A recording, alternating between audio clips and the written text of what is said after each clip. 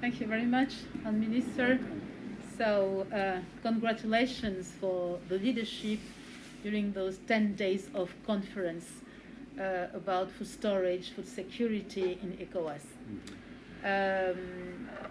There are many resolutions, and can you tell us exactly during the 10 days what happened and what are the engagements of the different countries of ECOWAS today?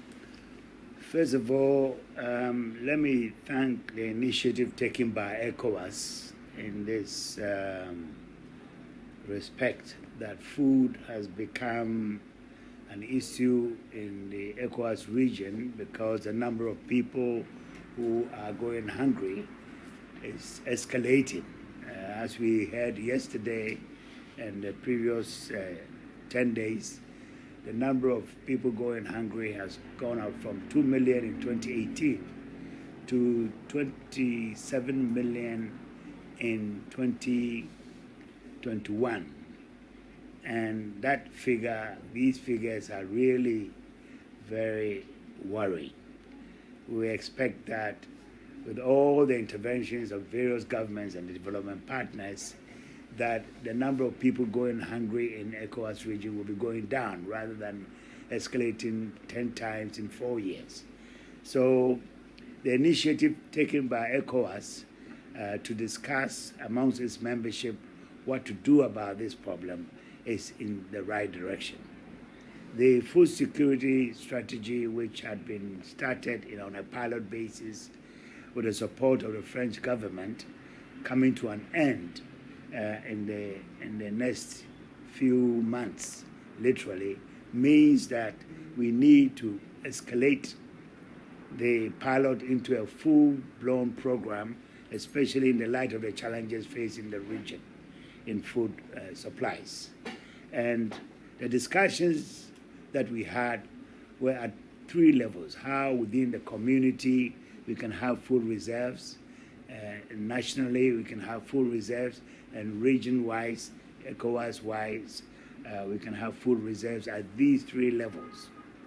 It's very interesting to see the involvement of these development partners, especially the financial ones, the banks, who are now very keen to assist governments in ECOWAS to build these stocks that are so critical for the welfare of our peoples. So the declaration, what we call the Accra Declarations, tries to capture the essence of the roles to be played by governments, by local governments, by farming communities, and by the international community to ensure that the objective of trying to reduce hunger is tackled. Within that, we have what I call the fundamentals. On farm, what should we do to increase agricultural production, to increase productivity, which is one of the lowest in the world in terms of yields per acre or per hectare of land, and even per Monday, how much labor efficiency is introduced on farms and so on. So we are very pleased that all 15 member countries were very actively involved in the 10 days of discussions, which has brought about this document that I'm signing this morning, and should guide us in going forward in the coming years as to how we go about our food production strategies and policies, public policy to encourage production of food, not only to feed ourselves, but also to feed the rest of the world, because we have the potential. God has given us the endowment in this region of land, water, sunshine, temperature, and labor to be able to produce to feed the world. It's just unfortunate that we are going through this phase, and we should be determined as governments, individual governments, and as ECOWAS, that we're going to turn this around into a very positive situation in the coming years ahead of us. Thank you. Thank you very much. Excellent resolutions, and we hope that after this conference, Africa will be rising and rising. But people used to say that after that type of conference, it takes a long time before having concrete things. Yes. What is the framework today for Ghana and for ECOWAS countries in general? Well, as I said before, I've chaired many of these meetings around the world, and it's just a talking shop that people come and they express their views, they go away, and nothing happens. In this case, I can feel that I can feel the urgency of African governments, ECOWAS governments, to do something about the situation. And in fact, this morning, in the wrap-up with the commissioner, the very competent commissioner for agriculture and ECOWAS, we've managed to put in place a team which is going to meet in the next 10 days to carry forward some of the major decisions that have been taken in these 10 days of conference. We've seen that we have a very great project for Ghanaian people, ECOWAS in general. You have just talked about the fact that Africa has great potentiality and also resources.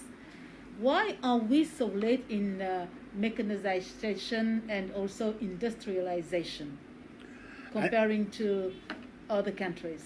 I think that that has got a long history. I think it's the wrong public policy that we've been applying. In the past, in Ghana is a typical example. After independence in 1957, we adopted the socialist system of economic organization, which meant that the state was in the center of everything that we did economically. The state was even responsible for laundry, ironing people's clothing. We have a state laundry organization, we have state this, we have state farms, we have state that.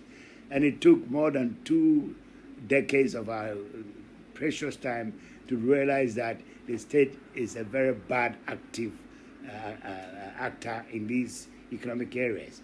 So now, of course, we are in the private sector zone, and we see that in specific areas where the private sector has been involved, there have been successes, and we need to encourage more of this. With these changes in public policy, there are new opportunities which are coming up. For instance, in Ghana, we have a situation where we want to be self-sufficient in rice.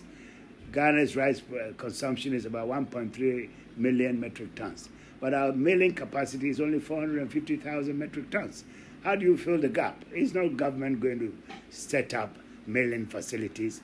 It's for the private sector to take advantage of the new situation, to invest in milling, rice milling, so that they can make their profit, serve the farmers, add value, and create more jobs. That's the way forward. And I think there's the new realization which is coming for African governments, especially in this region, ECOWAS, that is the way to go. And I'm glad to see banks like Bedia and ECOWAS Bank coming in to support private sector in this venture. And to focus just in Ghana, what is your ambition? What is your vision today? Well, the vision in Ghana, as you know, now Ghana has become the breadbasket of West Africa, where all around us, our neighbors have deficit in food, and we have surpluses in food. It didn't come about just by chance. We adopted a strategy of focusing on the smallholder, giving him all the support we can give in terms of technology, modern technology, seed technology, fertilizer technology. We supplied these to farmers at heavily subsidized prices. The taxpayer is having to dish out money to subsidize these inputs because, of course, smallholders are some of the poorest group of workers in Ghana, in ECOWAS. I mean, if you ask them to buy anything at market price, there's no way they can afford it. So we have to encourage them by taking off some of the burden on the price. And Ghana is the only country in West Africa which has such massive intervention in the price of basic inputs of seeds and fertilizer. We subsidize fertilizers to the tune of 50%, and seed some as high as 90%. The farmer pays just 10% of the seed because we want him to try the wonder of the improved seed. And it's working like magic. Now we go to all around, we have 1.75 million Ghanaian smallholders who are on the Planting for Food and Jobs program, and you have to just go up there to see the new prosperity that is coming to these farmers who used to be very poor and very hungry. Now they have surpluses to sell, and this is what is coming on the ECOWAS market for our neighbors. And we are appealing to our other governments in the region to adopt this strategy. Look at the smallholder, believe in the smallholder, give him the support, and he will deliver. Just like for 130 years, cocoa has been a smallholder activity in Ghana and has been a global activity for all these years. That if we gave the support of research and marketing and so on, support to the farmers and technology, they will deliver. So that is the lesson that we want our neighbors in the ECOWAS region to adopt. And with that, I'm sure we'll be able to turn around the very sad situation we found ourselves in at the moment where many of our citizens are going hungry. Thank you very much. You have given us hope again. Thank you very much, and congratulations for this conference. Yes, the essence of this conference is very clear, that we needed as a body to come together as one to think about our situation. And I think that the last 10 days has been very unique as far as I can see as chairman of this conference, that there have been very deep thoughts about the way forward. And that alone is a big contribution to the ECOWAS project.